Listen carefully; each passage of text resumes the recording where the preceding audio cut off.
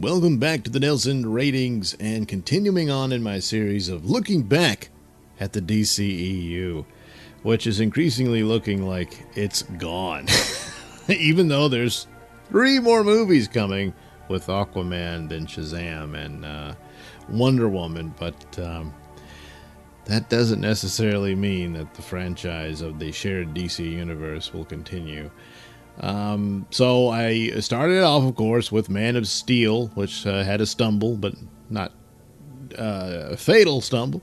Then you get to Batman vs. Superman, which seems to be the one that doomed the whole thing from the get-go. And even though the Blu-ray version, the extended version, is far superior, but that's not the one people saw. So, what are you going to do? Then, of course, Suicide Squad, which was just too much of a slap job and not thought through and didn't have a story. And boy, oh boy, the DCEU was just limping along, and it's over before it began, and then suddenly Wonder Woman shows up. And look, hands down, this was easily the best of these DC movies, and the genius in it, if you could be so bold as to call it that, is the simplicity of it. It's very simple. It's an origin story, which is interesting to note that the two somewhat popular and Wonder Woman is leaps and bounds above Man of Steel, but there's still people, I like Man of Steel, despite the problems that people had with it. But compared to Batman vs. Superman and Suicide Squad, it probably gets more praise than those. And then, of course, there's Wonder Woman, which just stood out. But here was a movie that explains its character, gives her her story, builds her world, and has the very simple good versus evil story, and, a certain amount of twists and turns there. A well thought out Steve Trevor, which could have gone so very wrong, but boy, did they nailed it with that one, and it just worked. And then Gal Gadot just shines as Wonder Woman, and she does very well, because we first announced her and it says, well, she'd been a model, and it's like, oh boy. Shouldn't she be doing a James Bond movie? No. She took that role and owned it and made it her own, and now it's hard to think of anyone else being Wonder Woman now. And seeing a lot of people didn't like the conclusion, primarily because it was just too much of a CGI fest. But the problem I have with that criticism is, what is a godlike battle supposed to look like? Is it going to look real? It's something you've never seen before.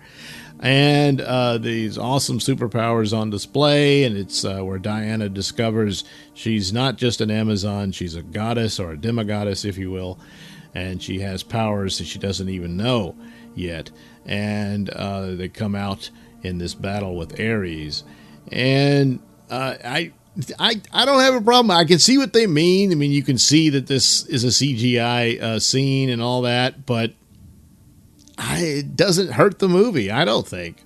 So a lot of detail in it. I love the idea of using the old painting style, and these were actual paintings, and telling the history of the Amazons and the gods and all that sort of thing, and setting up that storyline, which was supposed to be very significant for Justice League, but we'll deal with that later in another video. But so it all works out, and yes, Zack Snyder had his hand in this. He hired Gal Gadot and set this up within Batman vs. Superman, and which Patty Jenkins certainly admits, and all of that. But it is Patty Jenkins' movie, and since Zack is probably completely on the outs when it comes to DC movies, I think he'll probably still do movies for Warner Brothers at some point.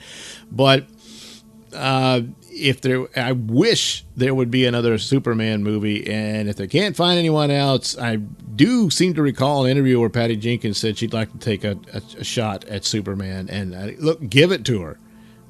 She's proved her abilities here, and she just did a fine, well thought out superhero film that pays respect to the character and its story and its background, and you basically have Wonder Woman's story there, and it's reminiscent of Iron Man, where Iron Man knocks it out of the park by sticking to the story that made him.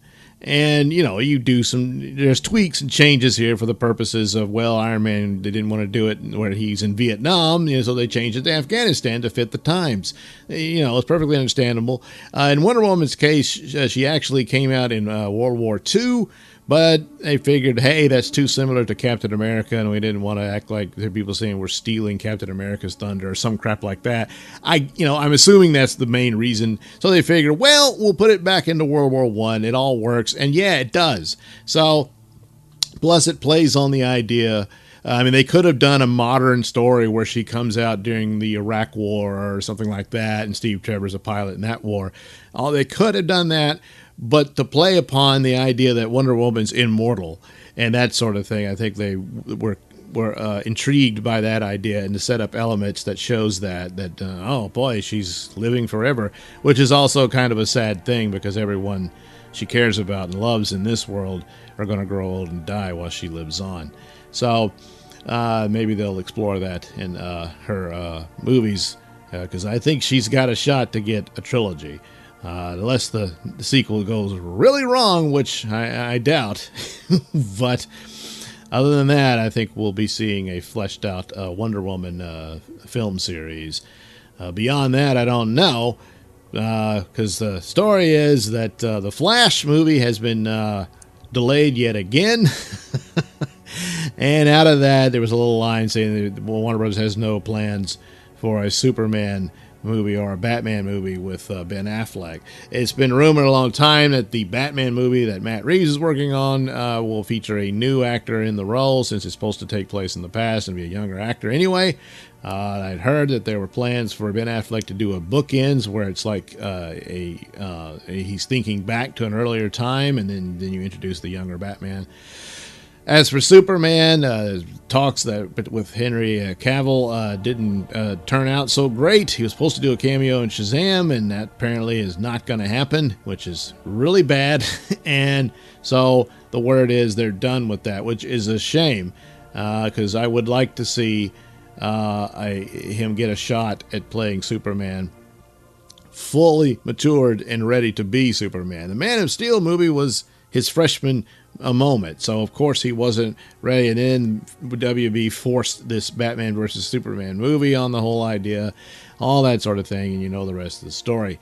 So Henry Cavill never got a shot to really play Superman in a lot of ways, so it's too bad. And again, I would have liked to see what Patty Jenkins could do with him in a Superman movie, because she certainly proved it in Wonder Woman. I can't praise it enough. It's not just that it's the best of these movies and that's why it looks good. No, it's a good superhero movie, and it's right up there in my opinion with Iron Man, which gave birth to the Marvel movies.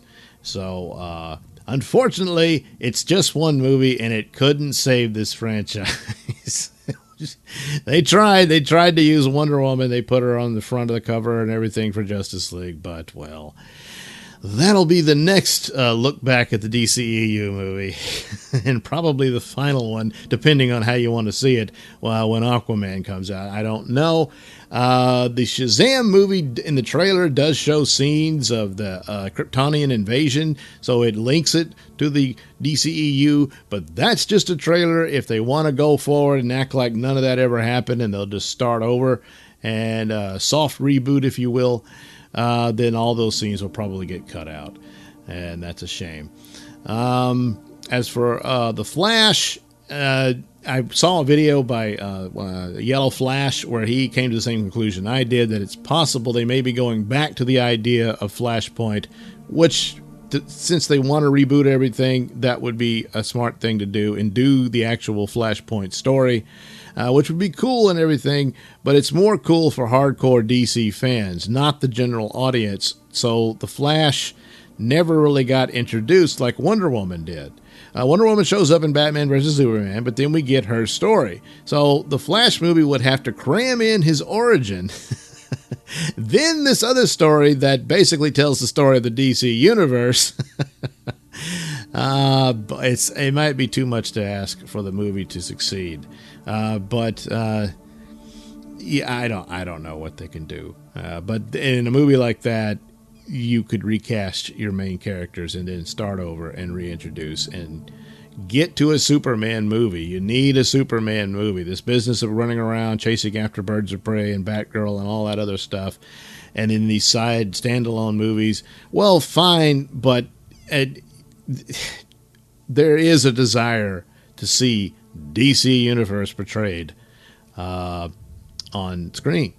And you see sort of a watered down version of it on television, but it just, why is it so hard, you know?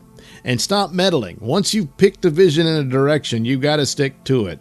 When you meddle with it after the fact, it just drags everything down. Somehow, some way, this didn't happen to Wonder Woman, or at least not enough to destroy it. And boy, did it shine through. So, good work on Patty Jenkins and Gal Gadot. They did a fantastic job and did a fine superhero film and showed you how it's done.